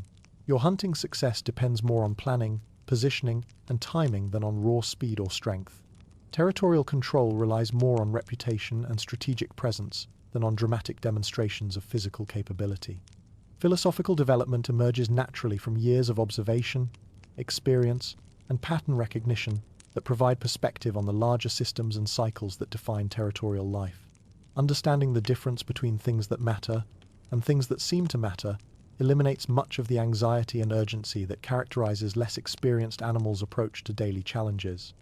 Appreciation for subtlety, timing, and the power of well-chosen inaction reflects sophisticated understanding of complex systems, where indirect approaches often prove more effective than direct confrontation. You've learned that many problems solve themselves given sufficient time and patience, that strategic positioning often accomplishes more than active intervention, and that the appearance of inactivity can mask highly effective strategic thinking. Your perspective encompasses not just your own experience, but the patterns you've observed over time, providing understanding of cyclical changes, generational behaviors, and long-term environmental trends that affect all aspects of territorial life. This broader perspective reduces the apparent significance of immediate challenges, while increasing appreciation for the complex interplay of factors that create the conditions in which you operate. The wisdom you've accumulated extends beyond technical knowledge about hunting and territorial management to encompass understanding of natural systems, social dynamics, and the relationship between individual actions and larger environmental patterns. This wisdom provides security that doesn't depend on constant validation or competitive comparison, allowing you to focus on optimization and refinement rather than basic survival or status maintenance. Your role as elder statesman brings both privileges and responsibilities that reflect your position in the territorial community. Other animals expect consistency and reliability from you, treating your behavior as a stabilizing influence in an environment where change and uncertainty are constant factors. This expectation provides opportunities to influence community dynamics through example and strategic action, rather than through direct intervention or explicit leadership. The territory you've developed and maintained over decades represents more than personal property. It's become part of the larger ecosystem infrastructure that supports not just your own survival, but the complex web of relationships that define your area. Your hunting grounds, territorial boundaries, and resource management practices contribute to environmental stability that benefits the entire community of animals who share your region. What others might mistake for decline is actually the refinement of efficiency. You've learned to accomplish more by doing less, better. It's not that you can't be bothered. It's that you've learned what's worth bothering with and what can be safely ignored or delegated to the natural processes that handle most problems, given sufficient time and appropriate non-interference. Optimized living represents the culmination of years spent identifying the essential elements of successful territorial life and eliminating activities that consume energy without producing proportional benefits. Your hunting strategies require minimal energy for maximum return, utilizing detailed knowledge of prey behavior, environmental patterns, and optimal positioning to achieve results that less experienced predators pursue through elaborate stalking, dramatic chases, and exhausting confrontations. Territory maintenance operates through presence and reputation rather than constant active patrol, like maintaining property values through strategic visibility rather than compulsive landscaping. Your established territorial markers, strategic positioning during key activities, and well-known hunting patterns communicate your continued control without requiring the exhausting boundary monitoring that characterizes younger leopards' approach to territorial security. The art of solving problems, by positioning yourself so they solve themselves, reflects sophisticated understanding of system dynamics and natural processes. Many territorial disputes resolve through strategic absence that allows competing parties to work out their differences without your involvement. Hunting opportunities develop more readily when prey animals become accustomed to your presence in specific areas rather than being constantly disrupted by active pursuit. Selective engagement principles guide your approach to all activities, with decisions based not just on whether you can accomplish specific objectives, but on whether accomplishing them will improve your life in meaningful ways. This cost-benefit analysis extends beyond immediate energy expenditure to include long-term implications, opportunity costs, and the relationship between effort and sustainable lifestyle maintenance. Choosing battles involves evaluating conflicts not just for their potential outcomes, but for their contribution to your overall territorial objectives and personal satisfaction. Some disputes are worth resolving through direct action. Others are better handled through strategic positioning or patient waiting for circumstances to change. The key insight is that winning conflicts that don't improve your fundamental situation represents wasted energy rather than successful territorial management. Social interactions are selected based on their contribution to specific purposes rather than general sociability or obligation to maintain relationships for their own sake. Conversations with younger leopards that provide teaching opportunities serve valuable purposes. Casual encounters that consume time without producing information, entertainment, or strategic advantage can be politely avoided through strategic scheduling and territorial positioning. The luxury of saying no to opportunities that aren't actually opportunities represents freedom that comes from understanding the difference between genuine beneficial prospects and activities that merely appear productive.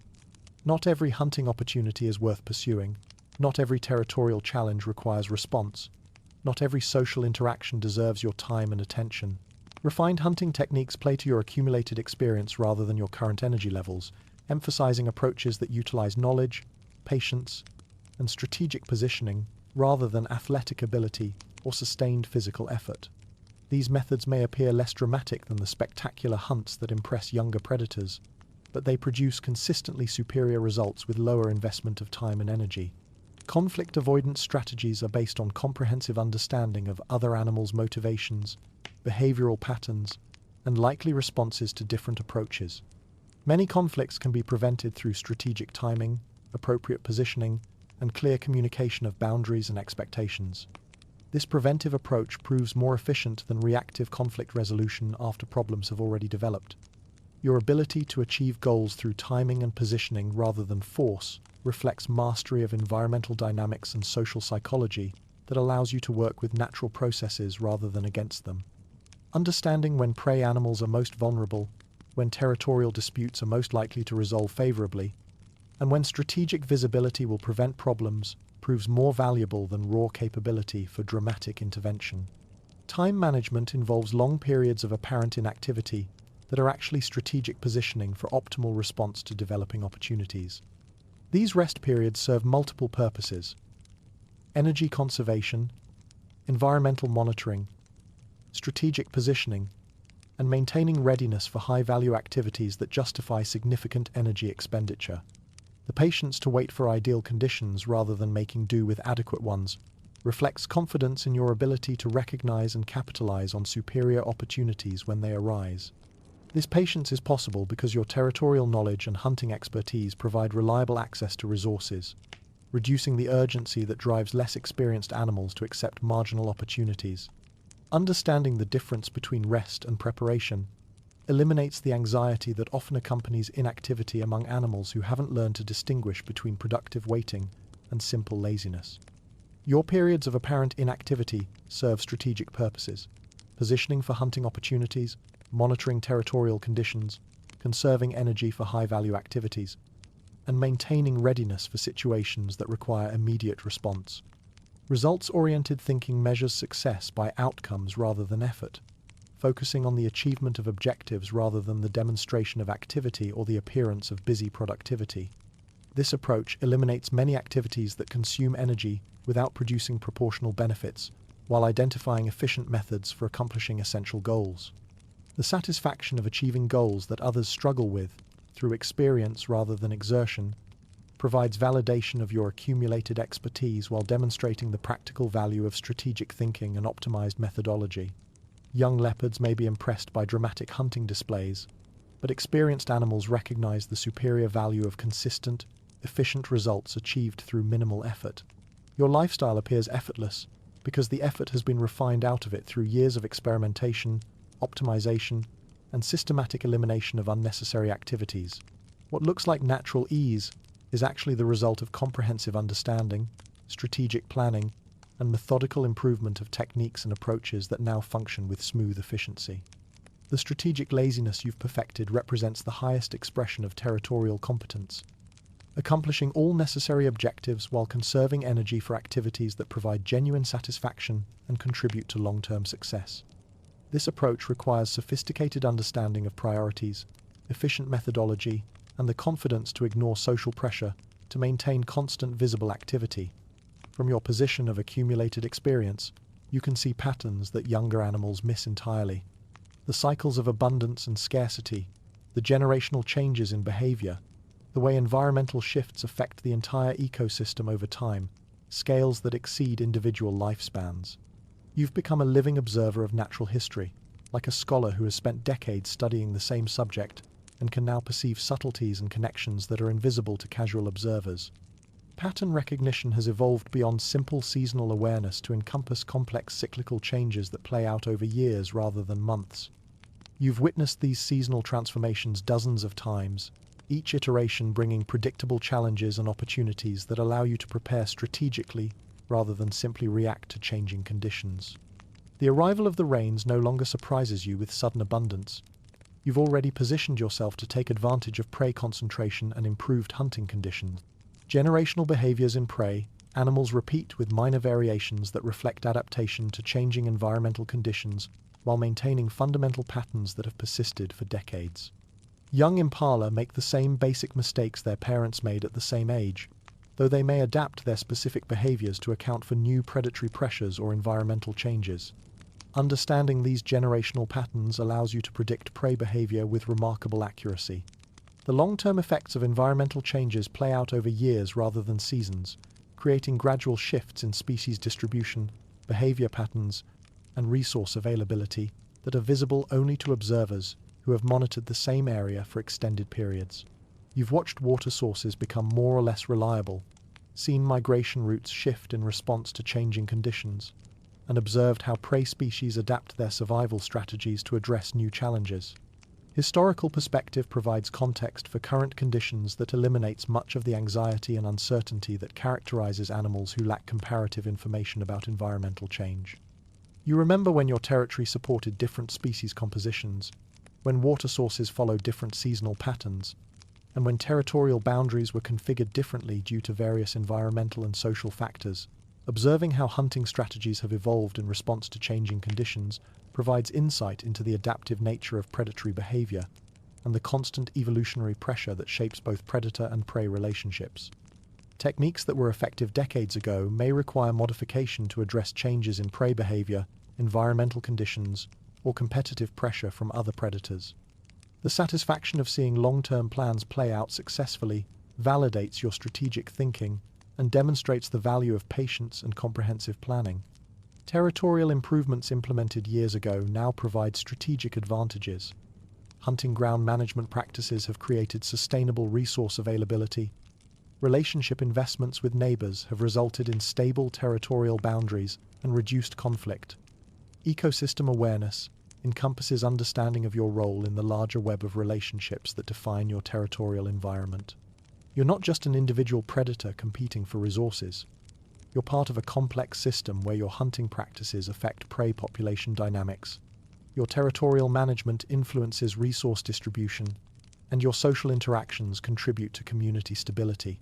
Appreciation for the balance that maintains itself through individual actions reflects understanding of how complex systems achieve stability through the accumulated effects of many independent decisions. Your own hunting practices contribute to prey population management. Your territorial behaviors influence resource distribution. Your social interactions affect community dynamics in ways that create beneficial feedback loops.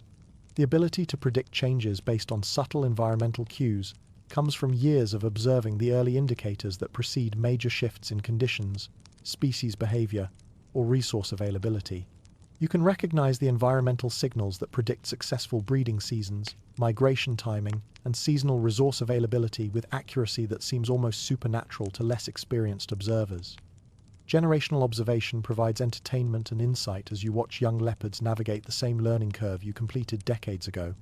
Every generation approaches territorial challenges with the same combination of enthusiasm and inexperience, making similar mistakes, learning comparable lessons, and gradually developing their own variations on established survival strategies. The cyclical nature of territorial disputes, mating behaviors, and social dynamics reveals itself as variations on eternal themes, rather than unique challenges requiring innovative solutions. Young leopards believe they're the first to face particular territorial pressures or social complications, not understanding that these same basic conflicts have been playing out for generations with predictable patterns and outcomes.